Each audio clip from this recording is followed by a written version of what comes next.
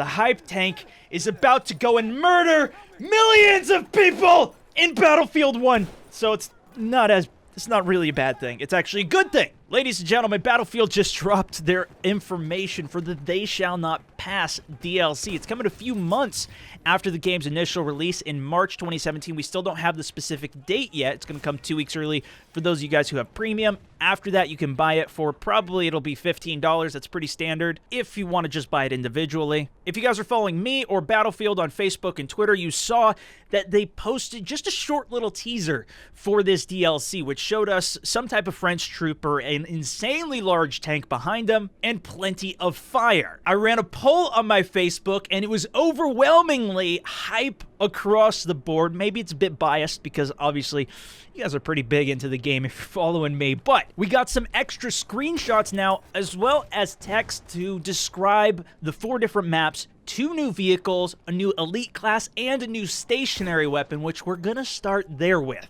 If you ever wanted to use those huge artillery cannons in the back of the maps, I don't think this is gonna be quite exactly the same. This is a Howitzer, a siege Howitzer, similar to the Howitzer light tank, which has the insanely powerful anti-vehicle weapons, but these are just going to be stationary in the back, just like the turrets or the field guns, but you'll control these similar to how you control the mortars. Fear is my primary feeling and response towards this, but my guess is that there's going to be a lot of tanks in this DLC. That's a big focus around it, and with this new Behemoth tank, which I will get to, that's a lot of power on the battlefield, and you're going to need even more to counter it. If you have somebody spotting well on the battlefield, or you work with somebody who's a scout spotting from a range, I assume these will be a good counter to them, similar to how anti-air is to an airship.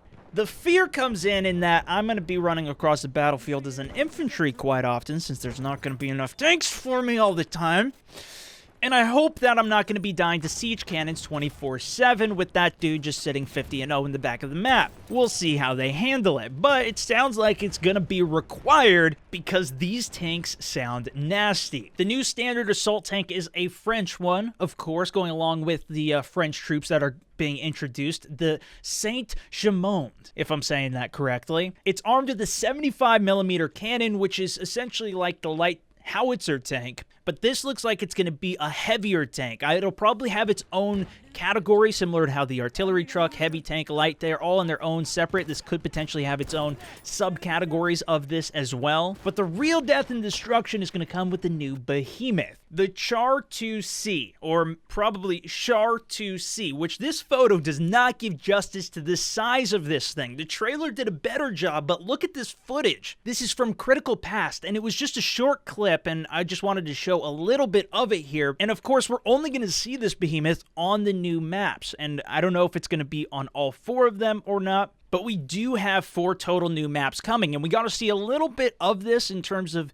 the concept art that the developers had put out before, but now we got to see some actual screenshots as well as more of a description behind them. The first map being Verdun Heights, a dark, gloomy map with forest fires surrounding as you're fighting uphill to get to the fortress of Verdun. Likely this will be a similar feel to Monte Grappa with the huge slope that you fight on. Fort Vaux, the first big engagement inside a fort during World War I. And I think you guys might agree with me here. You're already thinking back to Battlefield 4. Can you guess it? Operation Locker. It looks like it has a very similar feel to it, being fought inside. It says there's dark mazes in the galleries, fighting with grenades, guns, bayonets, and flamethrowers. You have to watch your corners. It feels so similar just from the description and everything in the photo. My guess is that it will feel similar. Let me know what you guys think. I know it was hugely popular in Battlefield 4, so it wouldn't be a surprise to me. And if it is all inside and there's not too much area to move around, that could mean no vehicles,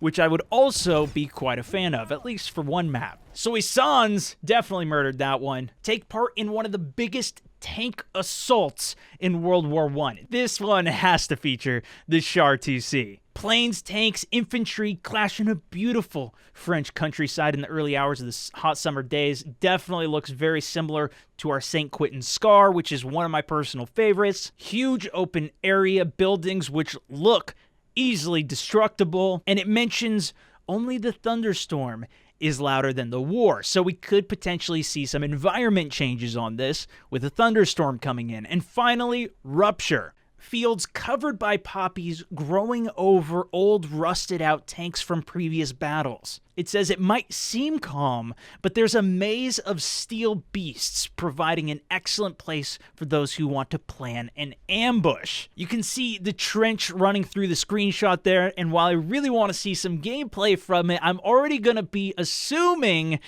that that will cater very well to our new elite class, the Trench Raider, who, when we originally saw him in the teaser, I wasn't sure if it was somebody in a French outfit holding a new melee weapon, but no, it appears that was the new Trench Raider, whose primary weapon is going to be a Raider Club to melee down infantries, and he has an arsenal of grenades, which makes me think he'll have a lot of grenades as well as a variety to help deal with all these tanks. The last new thing that they mention on the post is a new game mode called Frontlines. They describe it as similar to Conquest and Rush mixed together, but I would say more like Star Wars Battlefront Supremacy game mode with Rush. It starts with a chain of objectives that are a tug of war. Both sides are trying to capture them, only one objective at a time. Unlike Conquest, where you can go to whatever point you want, this is going to have the entire battle fought at one objective. Whichever team secures it will go to the next objective, and if you push it all the way to the enemy team's headquarters and secure that, then it turns into a game of Rush, where the defending side is trying to protect the telegraphs at the base, and the attacking side is trying to destroy it. At least, that's what I understood from the description. A lot of people were extremely impressed with the Operations game mode, and I did see Battlefield mention this on their Facebook page that, quote, "We've announced that upcoming expansions will bring additional operations, but we do not have any specifics on this. Make sure to stay tuned for more news soon." So potentially we could also get an operation with this. I think it would make sense.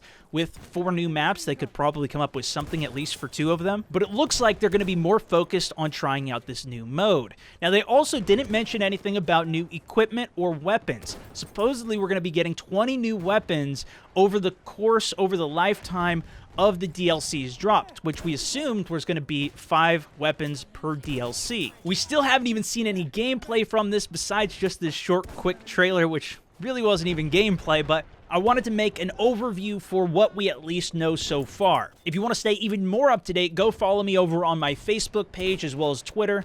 Let me know what you guys think about this DLC information. I'm getting really excited for it, mainly because I'm really looking for some new content in it already. If you're looking for something else, check out the recommended link for an incredible top 10, some of the world's best clips, and I will see you guys soon. This is SwagMountain 64, over and out.